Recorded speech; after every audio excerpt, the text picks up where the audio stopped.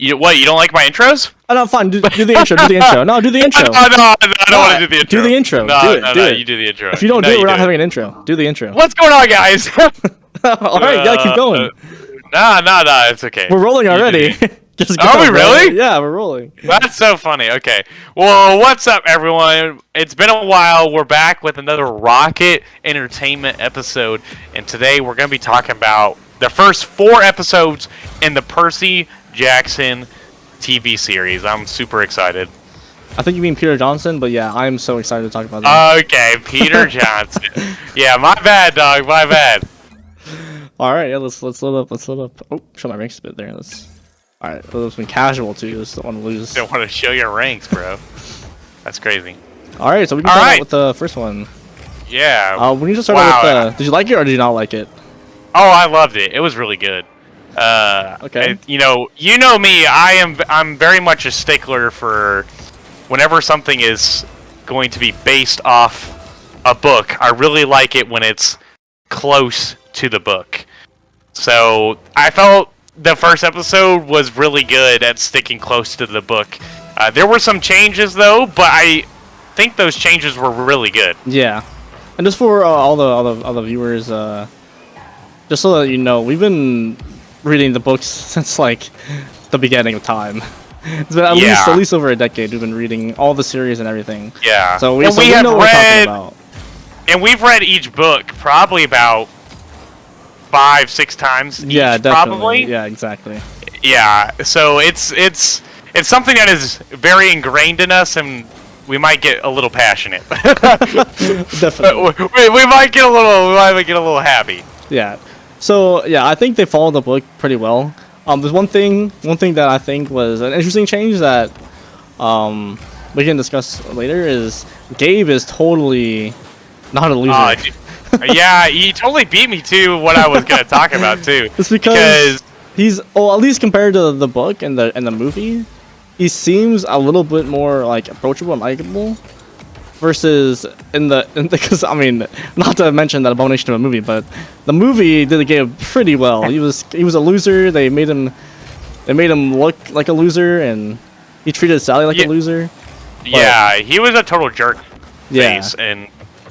But in the show, he just kind of seems selfish, but also like he actually likes Sally, you know? Yeah, he seems redeemable in the show. Honestly. Yeah.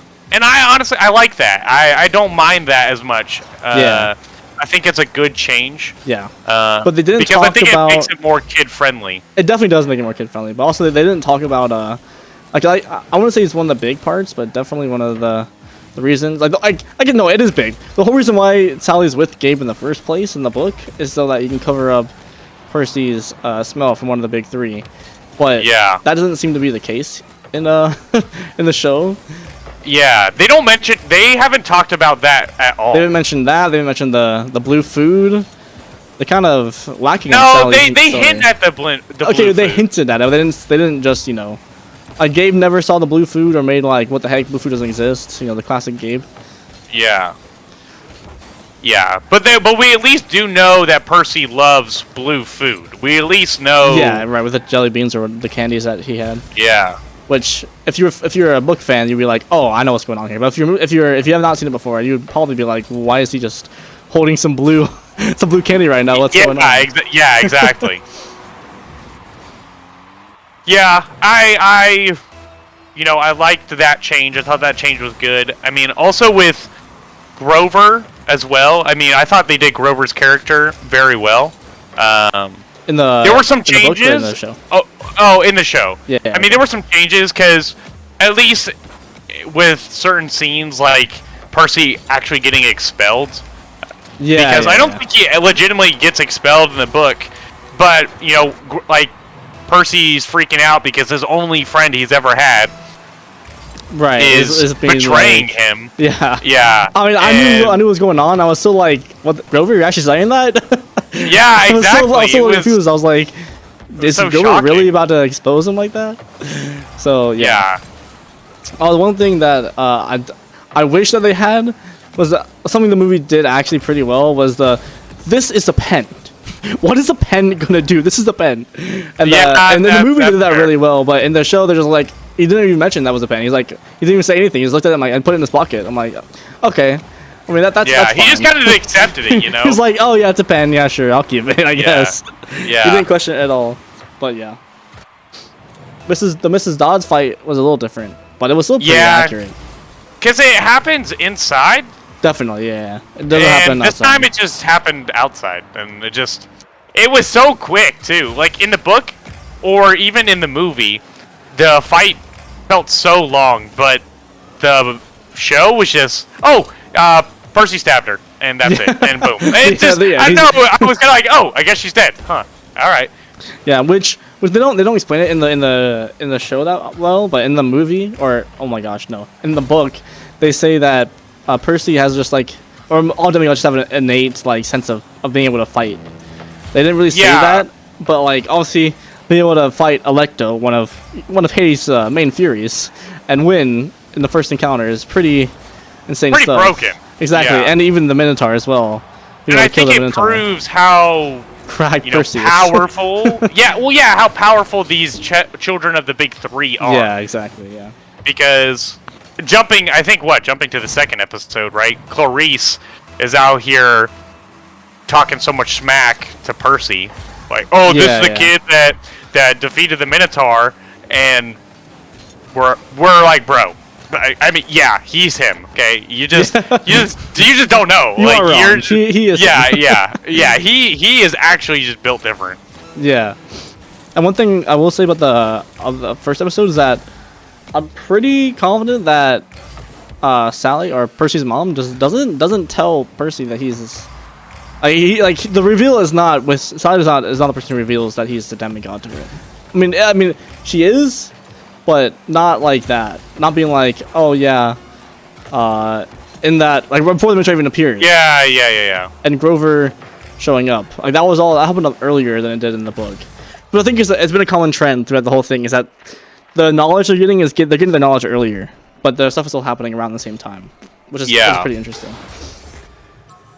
And I think they're doing that all just for the sake of pacing. Yeah. The pacing has been really good. Consistent. Yeah. I mean, I wish the episodes had been longer though, because so far out of the 4 episodes, it's been probably like a 40-minute episode, a 38-minute. Episode 4 was 30 minutes long, and I was sitting here left wanting more. Yeah, which is a good thing because that makes you want to come back. Yeah, but also I'm like, come on, give me what I want. Yeah, I mean, personally, if it's give me 3-hour episodes every episode. Like, I don't care. Yeah, for real. give me a 2-hour capture the flag scene. Give me a 2-hour tour of Camp Half-Blood. Sure. Yes, I'm okay. I'm here for it. Yeah, 100%. I'd watch that. Yeah, the 2-hour tour of Camp Half-Blood I feel like it would be one of those campfire things, the U-log fire you kind of put on in the background. Right, yeah, exactly. At Christmas time, and you just sit there and you just, as Kyron's soothing voice speaks over, "This is the armory," and we're all, ooh. I don't know. I think that would be quite comical. No, that would be hilarious. But yes, episode 1 was pretty straightforward. Episode 2, that's when they did capture the. No, it wasn't capture the flag. Episode 2. Yeah, it was capture the flag. No, that was episode 3. No, he got claimed to episode 2. Yeah, he got claimed at the end of episode 2, and that's when he and then we did get kind of a short Camp Half-Blood experience. We got him doing the archery and trying all these skills. Yeah, the archery thing was really funny. Yeah. And Luke's character is really good. Oh yeah, Luke's character is quite good. His actor is also doing a really good job so far. Because if I did not know what's happening in the book and I was watching the show, Luke would be the most wholesome character in the whole show. He's so dope. So I'm just gonna make his sweet reveal even better. Yeah, exactly. I don't know if we should really say anything. Yeah, I guess not. Yeah. No reveal. He's a good guy. Hold no reveal at all. Capture the Flag was good. I liked it. It was different than the book. It was really funny too because seeing him sit there and while he's just waiting, and he's Yep. like doing the floss, Yep. and he's taking a leak, and it's just all the classic waiting scenes. Yeah, and it just really got me because I was not expecting it, and it was Yeah. it was peak. It was peak comedic timing. It was really good. Oh, but it was different. It didn't end the same, right? Percy is the one that got the flag at the end, right? Nope. It was Annabeth? Yeah. Oh my gosh, it was because yeah. Oh Yeah. no, you're right. Because Yeah, he's just playing defense the whole time. I was getting confused with the movie again. Yeah. Yeah, He's playing defense the whole time, and then Yeah. uses the cheat code. But yeah. Yeah, pretty much. She's a hacker, bro.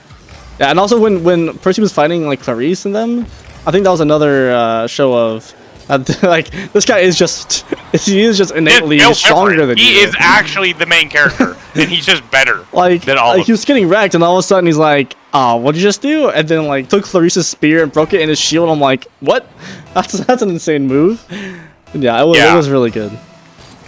I will say though, they did change up that scene a little bit because in the book, he's in the water, like he's in the river fighting. Yeah. So that's why it gives him the extra strength and the energy to actually pop off. Yeah. But in there, it just kind of said, "Nah, he just built different." He's just built. He just doesn't. He just done it with without the water. So. Yeah. And then so he gets claimed to the end. That one also is pretty different, or pretty much the same as the book. But then episode 3, I think quite a lot changes. Yeah. So episode 3, they do I think it starts out with them talking to Mr. D and Chiron or Grover. Yeah. And then I think you're right. And then Grover, and then they realize that his mom's in Tartarus and not not actually gone. Yeah. And then Percy gets the Oracle, which is pretty much like the same. Then he gets sent on the quest. That's near the end, but he gets sent on the quest by Chiron and Dionysus, which does not happen in the book. He does not get sent on the quest. He just goes. And Annabeth and Grover just kind of be like, "Yeah, we're gonna follow you." Yeah, pretty much. So, instead of him choosing people. Yeah, I mean, he still chose. He chose Grover and Annabeth. Yeah. But yeah. So how would you like that change versus the book?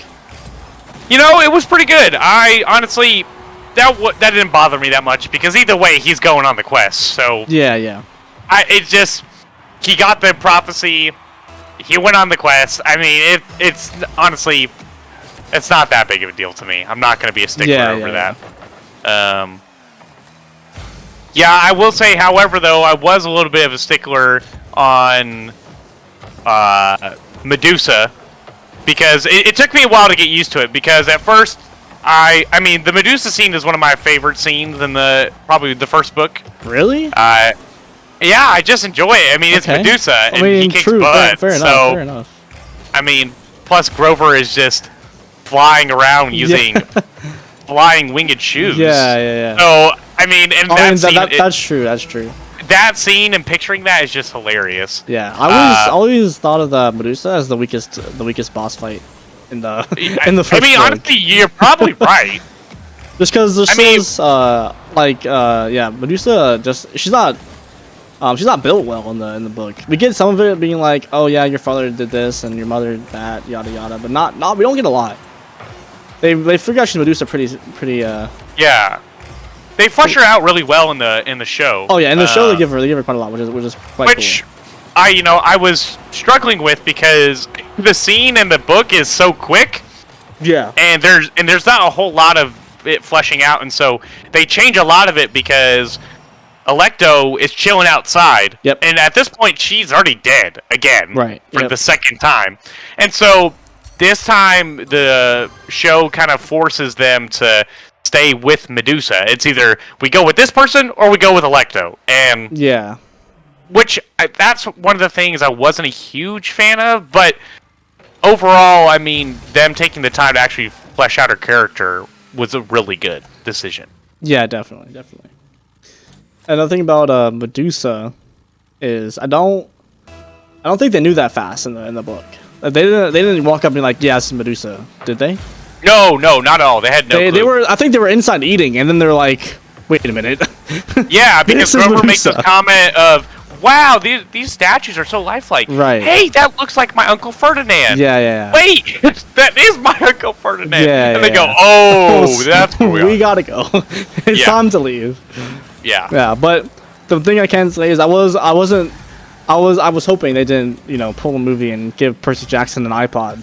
The #1 rule of the demigods. What, you didn't want him to have an iPod? Bro, if he had an iPod, I might actually have written Rick Riordan and been like, "What are you doing? You do realize that the #1 rule is that demigods don't carry electronics. Like, you do realize that, right? You said that."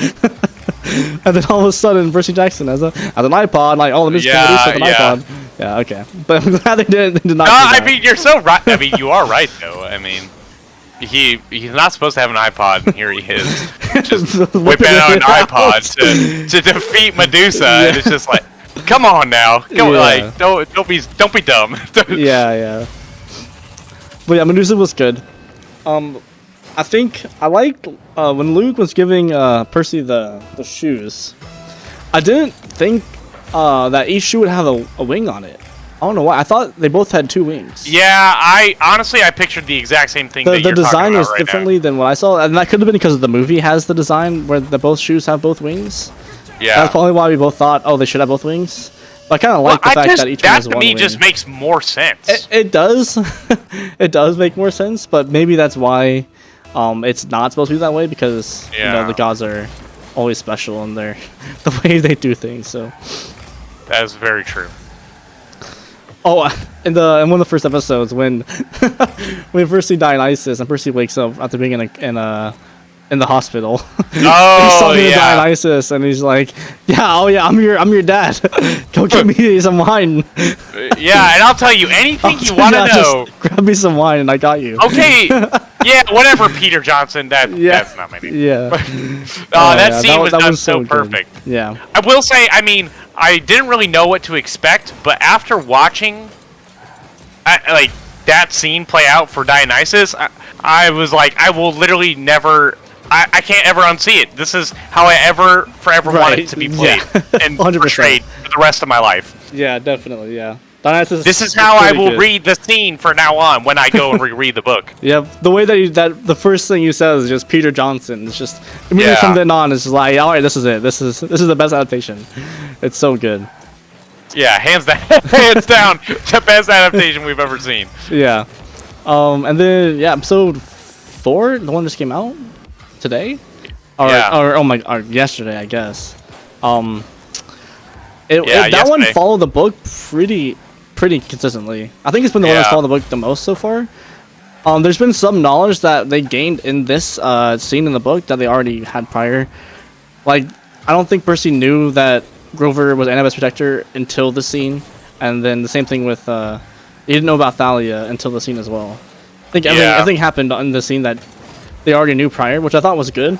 So it gave them room to bring oh my, I forgot her name. Bring that lady onto the train. Oh my gosh. You talking about the Echidna? Echidna, yeah. So they had room to bring Echidna Yeah. and make her more of Yeah. a character in the show than they did in the book. The book mainly focused around the Chimera, not really much around Echidna. But yeah, Yeah. we got some more of her.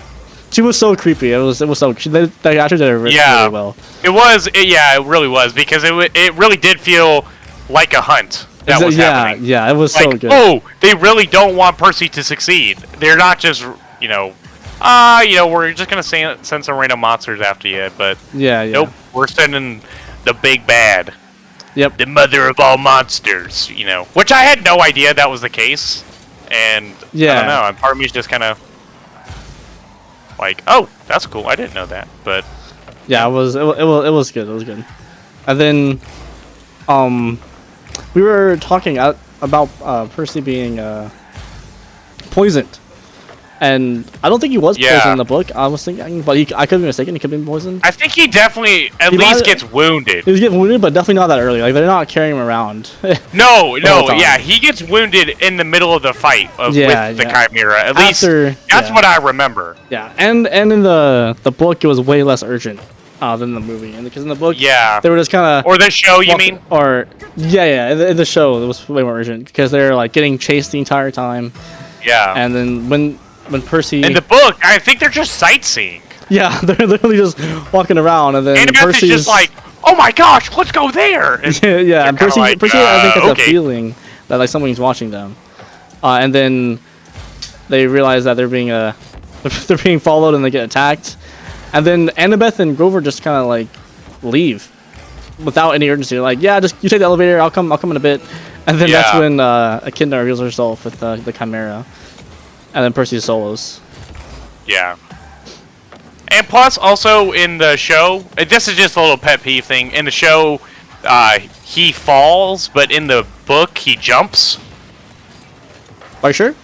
Yeah, 100%. He jumps off. He jumps. He jumps off because that's the only way he can escape. I'm pretty positive that's what he does. I'll look at that. I thought he was the same thing happened. He's getting attacked and he gets like thrown out the window or something. I thought he jumped. For some reason, I thought he might have jumped. That sounds something Percy would do to get away, because he's not beating the Chimera. But I thought he got beat and he got flung out the window or something, and he just started falling. I think the hole kind of blows open, and he realizes that he's not going to survive, and then he just goes, "Okay, Dad, maybe you'll answer me," and then he just That sounds like something that would happen. I'll have to take a look at that. But yeah, but either way, yeah, he does get to the water, and I feel like in the book when he's in the water, he breathes immediately. I think he's like, oh, I can breathe underwater. I think he holds his breath for the longest time, and then he realizes I'm pretty confident he breathes immediately. He's like, oh, I I'm don't breathing. think so. No, okay, so we have to look at this again, but I'm pretty sure he gets flung out the window, breathes immediately in the water, and then the nymph's like, yeah, your dad's been here, bro. But yeah, other than that, it's been pretty good.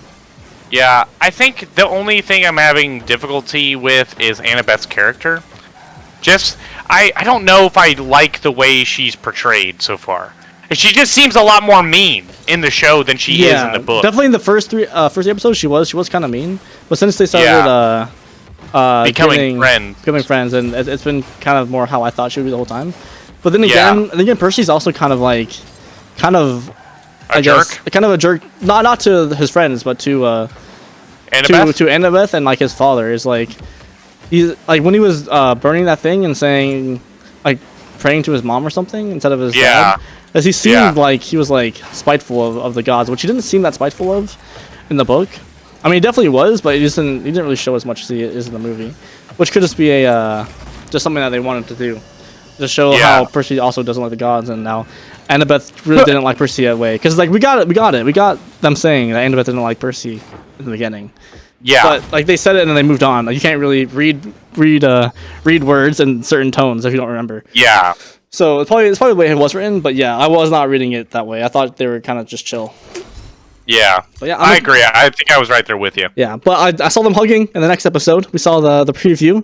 They got a hug in, and I was like, okay, they're gonna make her a little more likable, which is nice. Oh, and one more thing. Character development. It's happening. Exactly. And one more thing before we end it.